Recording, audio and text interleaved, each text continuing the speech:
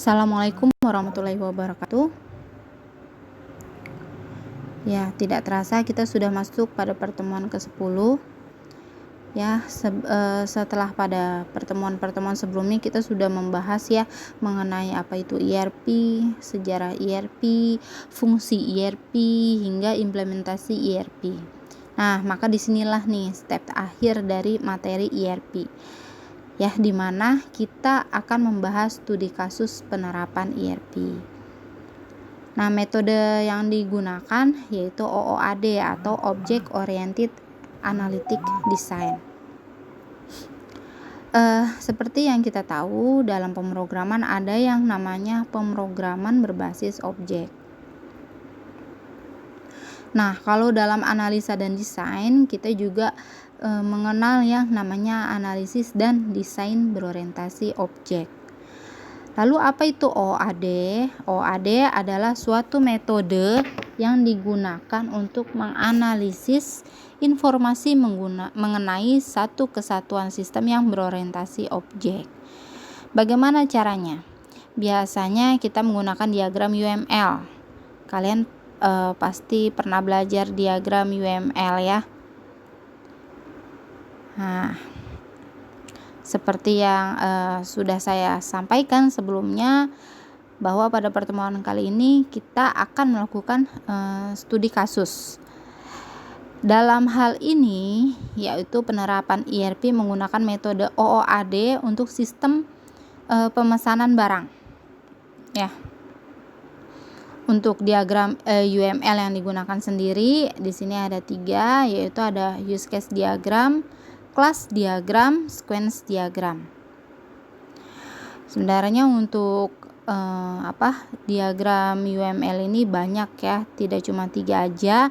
Ada activity diagram, deployment diagram, masih banyak lagi. Cuman di sini kita fokusnya ke use case diagram, class diagram, dan sequence diagram.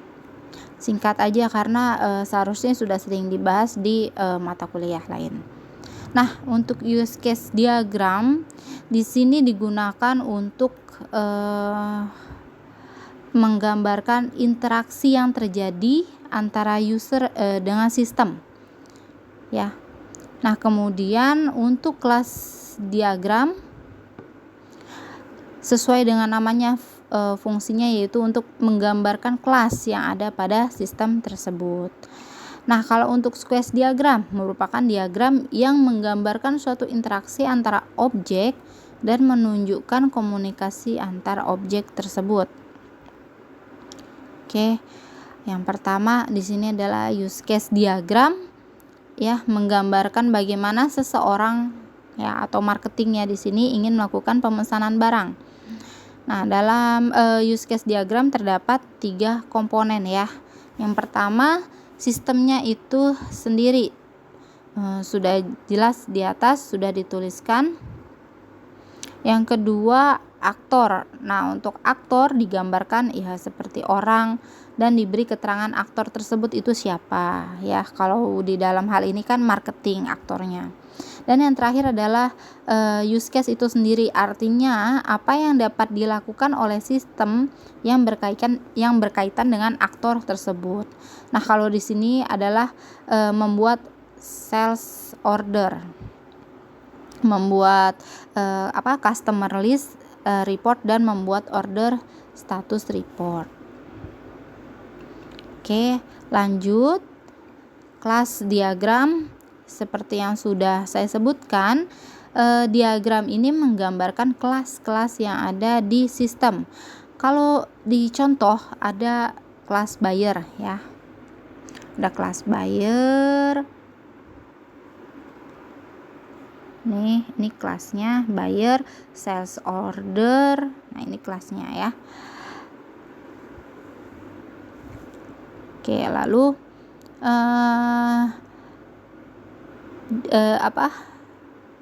Nah, yang di atas ini nama kelasnya yang ada. Kemudian kita beralih ke kelas buyer.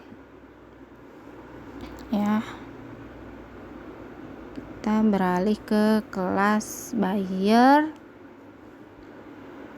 Di bawahnya ada ID buyer, ada alamat, ada nama, ya kan, ada kota, telepon. Nah, itu adalah atribut dari kelas tersebut.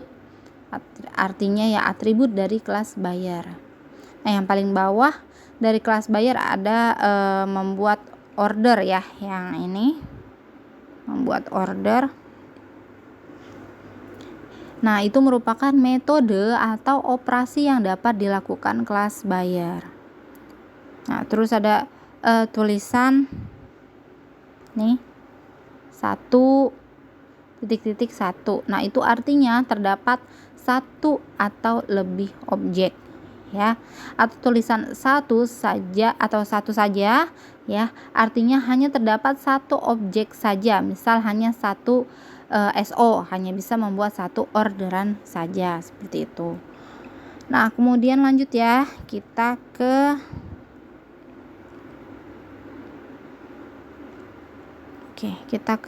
sequence diagram.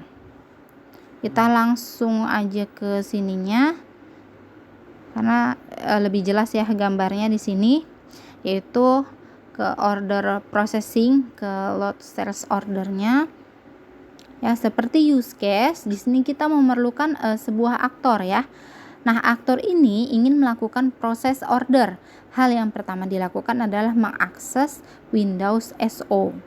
Ya, mengakses Windows SO, lalu tab SO, dan terakhir adalah sales. Nah, untuk komunikasi yang terjadi, misalkan di situ ada create, kemudian get last. Nah, get last data ini kita anggap sebagai input, sedangkan kalau tanda panah yang ke belakang dinamakan output ya. Oke. Ini juga sebenarnya ini kan dari gelas diagram, yang kalau sequence diagram ini kita pecah-pecah ya. Ini lanjut aja. Lanjut kita ke ini terakhir. Ada user interface-nya. Sini. Jadi ada laporan tampilan user interface-nya ya, diberikan nama atau judulnya. Kalau di sini user interface-nya order processing. Seperti itu.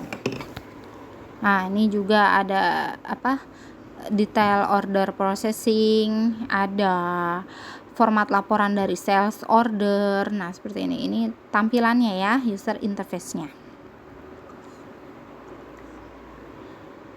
Oke. Ini ada tugas, yang dimana tugas ini yang nanti kalian gabung ya pada pertemuan 9 sebelumnya, yang saya kasih tahu ini tugas kelompok yang ada di RTM. Nanti ini template tugasnya seperti ini. Kalian buat makalah ya, kalian buat bab 1, bab 2 dan bab 3. Oke, seperti ini. Kalian buat use case-nya yang tadi dijelaskan di atas. Lalu software yang digunakan itu pada pertemuan 9 sudah dibahas ya. Oke. Itu saja yang bisa saya sampaikan. Nanti kita sambung lagi di grup. Kurang lebihnya mohon maaf. Wassalamualaikum warahmatullahi wabarakatuh.